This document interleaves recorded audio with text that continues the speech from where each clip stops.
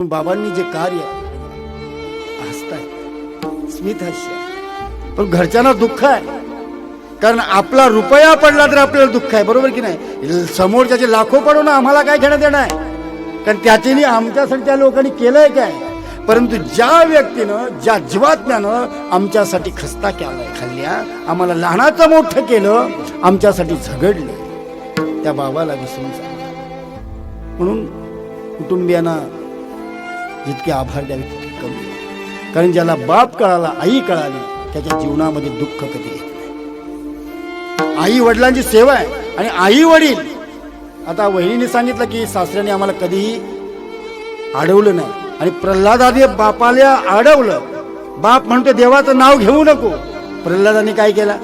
बापाचा त्याग केला. हे शास्त्र करणं अवघड आहे. भीष्माचार्य अवावित राहिले. का राहिले?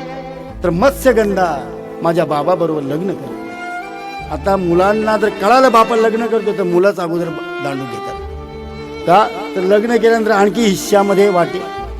परंतु भीष्माचार्याने आपल्या वडिलांचं लग्न लावलं आणि सांगितलं मी अविवाहित राहीन. ही परंपरा आहे. अशी मुलं, असे वडील, ज्ञान, तुम्ही वयाने मोठे झालात म्हणून तुम्हाला ज्ञान आहे अशातला भाग नाही.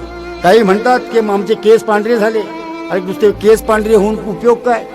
50 वाऱ्या झाल्या, अमुक झालं, तमुक झालं, पर परिवर्तन जर आपल्यामध्ये नसेल, हृदय एक झाले, या हृदयीचे त्या हृदय घातले. आपलं हृदय जरी एक होत नसेल तर आपण वारीमध्ये गेलो काय, स्वर्गामध्ये गेलो काय, शेवटी आपल्यामध्ये पापच आहे. म्हणून